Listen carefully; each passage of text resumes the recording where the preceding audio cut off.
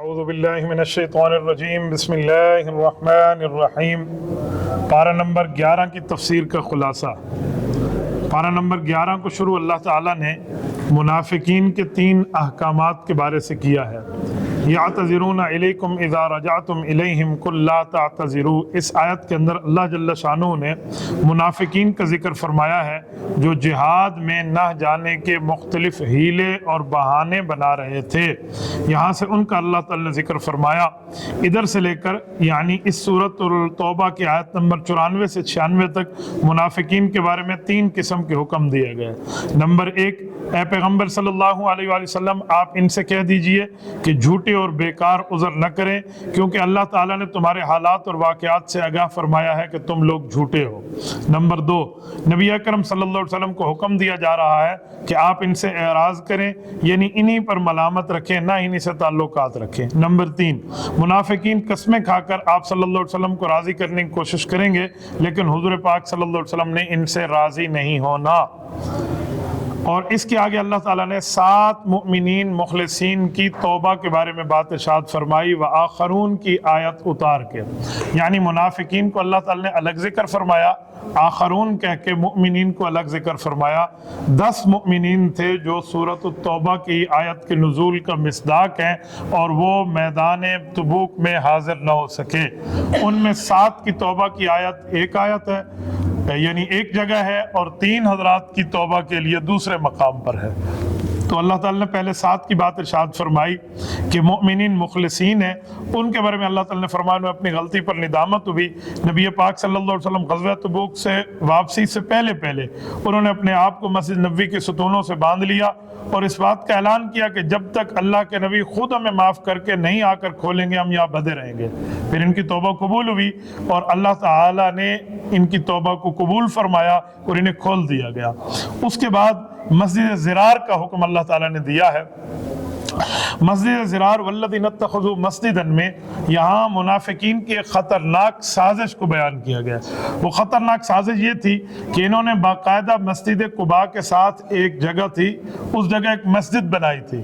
اس کا نام کوئی مسجد زرار نہیں تھا، لیکن قرآن نے اس کو نام مسجد زرار دیا ہے۔ ہم زرار کا معنی ہوتا ہے تکلیف دینے والی، تو پھر انہوں نے مسجد کیوں بنائی تھی؟ منافقین مسجد نبوی کے مقابلے میں ایک مسجد تعمیر کرنا چاہتے تھے۔ نبی علیہ السلام کے پاس ہے کہ ہم نے مسجد بنائی ہے، آپ آئیں اور ایک نماز پڑھیں، ہمیں برکات مل جائیں گی۔ حضور اقدس صلی اللہ علیہ وسلم نے فرمایا ابھی تو میں تبوک کے سفر پہ ہوں، واپسی پہ انشاءاللہ دیکھ لیں گے۔ آپ علیہ السلام ابھی واپس نہیں پہنچے تھے کہ راستے میں اللہ تعالیٰ نے ان کی کلی کھول دی اور بتا دیا کہ ان لوگوں نے 2 نمبریاں کی ہیں، اسلام کے مقابلے میں ایک کفر کا اڈا بنانا چاہتے ہیں۔ اس بنیاد پر انہوں نے مسجد کو تعمیر کیا ہے۔ صحابہ کرام واپس آئے، نبی علیہ السلام نے اس کو منہدم کرنے کو حکم دیا اور وہ مسجد کی اینٹ سے اینٹ بجا دی گئی۔ اس کے بعد اللہ تعالیٰ نے لمسجد اسس علی التقوی من اول یوم احق ان تقوم فیہ رجال یحبون ان یتطہروا۔ اس آیت کے اندر اللہ جل شانہ نے مسجد قباء اور اہلیان قباء کی بات ارشاد فرمائی ہے کہ مسجد قباء کے قریب رہنے والے جو لوگ ہیں یعنی صحابہ کرام، وہ اتنے مقدس لوگ ہیں کہ ان کو پاکیزگی چاہیے، طہارت چاہیے، اللہ تعالیٰ جل شانہ کی رضا چاہیے، اور یہ لوگ ظاہری اور باطنی ہر طرح کی پاکیزگی کی بات کرتے ہیں، ظاہری اور باطنی ہر طرح کی نجاست سے دور ہیں۔ اس کے آگے اللہ تعالیٰ نے ان اللہ اشتری من المؤمنین انفسهم واموالهم بان لهم الجنہ، اس آیت کو جو ذکر فرمایا ہے یہاں ان مؤمنین مخلصین مجاہدین کا ذکر ہے، گویا جن لوگوں نے جہاد فی سبیل اللہ میں شرکت کر کے اپنی جان اللہ کو بیچ دی اور اللہ جل شانہ نے ان کی جان کو خرید لیا، تو اللہ تعالیٰ فرماتے ہیں مؤمنین کی جان اور مال کو اللہ نے خرید لیا ہے۔ اب یہ اللہ جل شانہ نے ان کو اس کے بدلے میں کیا دیا؟ فرمایا رب کریم نے ان کو جنت دی ہے، اور یہ لوگ کیا کرتے ہیں؟ یقاتلون فی سبیل اللہ، یہ اللہ کے راستے میں جہاد فی سبیل اللہ کا سفر کرتے ہیں، فیقتلون ویقتلون، یہ اللہ کے دشمن کے اوپر وار بھی کرتے ہیں اور اللہ کے دشمن کے ہاتھوں شہید بھی ہو جاتے ہیں۔ تو اس بات کی بات ارشاد فرمائی۔ اس سے سمجھ آیا بغیر عذر کے بندہ جہاد کے لیے رک جائے تو اس پر مذمت ہے، نحوست ہے، بے ایمانی اور بزدلی ہے۔ قرآن کریم اور اللہ جل شانہ اس کو تسلیم نہیں فرماتے۔ اس کے بعد میں نے شروع میں عرض کیا کہ 10 صحابہ کرام تھے، 7 کا ذکر ہو گیا اور 3 رہ گئے۔ اب اگلی آیت میں وَعَلَى الثَّلَاثَةِ الَّذِينَ خُلِّفُوا حَتَّى إِذَا ضَاقَتْ عَلَيْهِمُ الْأَرْضُ بِمَا رَحُبَتْ वज़ाक़त अलैहिम अनफुसुहुम। इस आयत में अल्लाह जल्ल शानु ने उन 3 मुखलिसीन मुमिनीन का जिक्र फरमाया जिनकी तौबा 50 दिन के बाद जाकर कबूल हुई है। वो 3 हजरात में एक हजरत मुरारा बिन रबी है, हजरत हिलाल इब्न उमैया है और हजरत काब बिन मालिक रज़ी अल्लाह तआला अन्हुम है।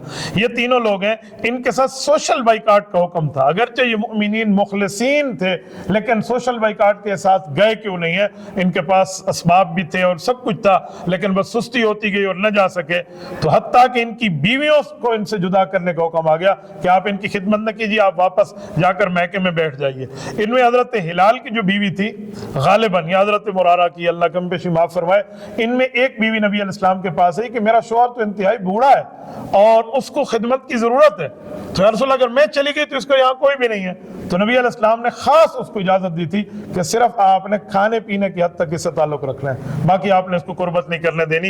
इस हद तक इनकी बीवियों को भी अलग कर दिया गया, लेकिन आखिर अल्लाह ताला की तरफ से इनके इखलास को देखते हुए इनकी तौबा कबूल हुई। 2 से 2.5 रकू की लंबी हदीस है, सही बुखारी में इनका वाक़या है हजरत काब बिन मालिक रजी अल्लाह तआला का कि इनकी तौबा कैसे कबूल हुई। बहरहाल इस आयत में अल्लाह ताला ने इनकी भी तौबा कबूल फरमाई और इनके साथ अपनी मोहब्बत और रज़ा का ऐलान फरमाया। इसके आगे अल्लाह जल्ल शानहू ने मुत्तकी बनने का नुस्खा इरशाद फरमाया है कि या अय्युहल्लज़ीना आमनुत्तकुल्लाह वकूनू मअस्सादिकीन, कि ऐ लोगों अगर आप तकवा इख्तियार करो, उसकी तरतीब ये है कूनू मअस्सादिकीन, यानी नेक लोगों की सोहबत इख्तियार कर लो, नेक लोगों के साथ हो जाओ। अपनी खलवत और जलवत एक बनाने की तरतीब ये है कि आप नेक लोगों के साथ रहोगे तो कूनू मअस्सादिकीन हो जाओगे, तो अल्लाह जल्ल शानहू आपको सच्चों की सोहबत की वजह से अल्लाह जल्ल शानहू आपको भी सच्चा बना देंगे। ये देखें ना, कूनू मअस्सादिकीन में कई चीज़ें हैं। आलुल्लाह के पास बैत करके उनकी खानकाह में रहना, उनसे इस्लाही ताल्लुक कायम करना, आलुल्लाह के करीब रहना, नेक लोगों के साथ सोहबत में उनका उठना बैठना, बूदो बाश उनकी समझना, फिर अपने आप के ऊपर फिट करना, ये बाजमात नमाज भी इसी में। देखें बाज़ औक़ात बंदा जो सौदा बेच रहा होता है दुकान में, अगर वो परचून में बेचता है तो एक एक चीज़ को गाहक चेक करते हैं, और अगर वो थोक के हिसाब से बेच रहा होता है ना, होल सेल पे, तो उसमें कोई चीज़ें वैसे ही चली जाती हैं। तो जिस बंदे को अपनी नमाज न भी आती हो और वो बाजमात पढ़ रहा हो, बस इमाम के पीछे जो उसने कहना है वो कह रहा है, तो इसकी नमाज भी कबूल हो जाएगी, क्योंकि ये बाबा होल सेल वाला मामला है। लेकिन अकेले नमाज पढ़ेगा तो हो सकता है कि एक एक चीज़ का चेक एंड बैलेंस आ जाए, तो इसलिए कहते हैं कि बाजमात नमाज बंदा न छोड़े। इससे आगे लक़द जाअकुम रसूलुम मिन अनफुसिकुम अज़ीज़ुन अलैहि मा अनित्तुम हरीसुन अलैकुम बिल मुमिनीना रऊफ़ुर रहीम। इस आयत के अंदर अल्लाह जल्ल शानहू ने नबी पाक सल्लल्लाहु अलैहि वसल्लम की मेहरबानी, हुजूर की शफ़क़त को जिक्र फरमाया कि नबी वो है जो तुम्हारी तकलीफ को अपनी तकलीफ समझ के महसूस करते हैं, तो नबी अलैहिस्सलाम आप पे इतने मेहरबान हैं। फिर हुजूर अलैहिस्सलाम को तसल्ली दी कि फ़इन तवल्लू फ़कुल हस्बी अल्लाह, लोग आपसे अगर वो फेर भी जाएं तो अल्लाह तो आपके लिए काफ़ी है, अल्लाह आपके साथ है। तो आप इनके मामलात को ना देखें कि कुफ़ार ने आपकी दावत को कबूल न किया, बस आप सब्र रखें और अल्लाह पर भरोसा रखें। हस्बी अल्लाहु ला इलाहा इल्ला हु अलैहि तवक्कलतु व हुवा रब्बुल अर्शिल अज़ीम।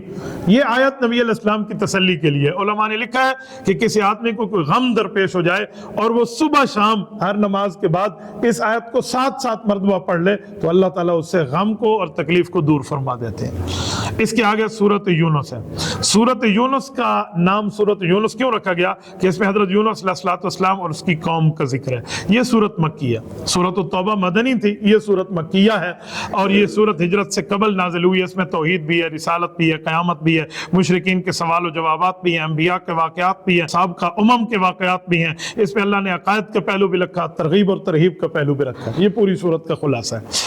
कुफ़ार के जवाब में अकान लिन्नासि अजबा, इस आयत को नाजिल फरमाया और ये अल्लाह जल्ल शानहू ने फरमाया कि जो लोग कहते हैं ना कि किसी फरिश्ते को बनाकर अल्लाह नबी भेज दे, तो अगर फरिश्ता नबी बन के आ जाता तो तुम कहते कि ये खाना नहीं खाता, हम तो खाना खाने वाले हैं, ये पानी नहीं पीता, हम तो पानी पीने वाले हैं, इसको नींद और आराम की जरूरत नहीं, हमें तो नींद और आराम चाहिए, तो हमें इसकी बात की इबादत कैसे माने? तो फरमाया बात तुमने फिर भी नहीं माननी थी, इसलिए अल्लाह ने उसे नबी बना के भेजा है जो तमाम कायनात में नबियों का भी सरदार है और इंसानों का भी ताजदार है। इससे अगली आयत में इन रब्बकुमुल्लाहुल्लज़ी खलक़स्समावाति वल अर्द फ़ी सित्तति अय्याम में ये जो अल्लाह जल्ल शान ने बात फरमाई, यहाँ रुबूबियत की दलाइल दिए हैं कि आसमान को, ज़मीन को तख्लीक, अल्लाह ने चांद और सूरज को महवर के मुताबिक जो पूरी तरतीब में चल रहा है, तो कादिर मुतलक है, वो यकता है, अकेला है, ये सारी उसने बनाई है। जो मानेगा उसका ठिकाना जन्नत है, इनकार करने वालों का दोज़ख है। इससे आगे मुशरिकीन के एक मुतालबे का जवाब अल्लाह ताला ने इनको दिया कि वइज़ा तुतला अलैहिम आयातुना, जब इन काफिरों पर हमारी आयात तिलावत होती है, बय्यिनात रोशन आयात है,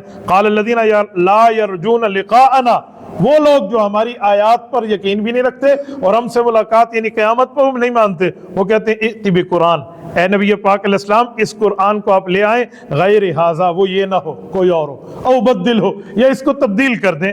ये कुफ़ार का मुतालबा था कि या कुरान तब्दील कर दें या कुरान कोई और लेकर आए। तो अल्लाह जल्ल शानहू ने इसके जवाब में फरमाया कि नबी अलैहिस्सलाम आप ऐलान फरमा दें, ये अल्लाह की शरीयत है और रब अपनी शरीयत बनाने में खुद मुख्तार है, इसमें किसी मखलूक का दखल नहीं है कि वो अपनी तरफ से कुछ घटा दे और कुछ बढ़ा दे। तो नबी अलैहिस्सलाम की ज़बानी इस चीज़ का ऐलान करा दिया गया।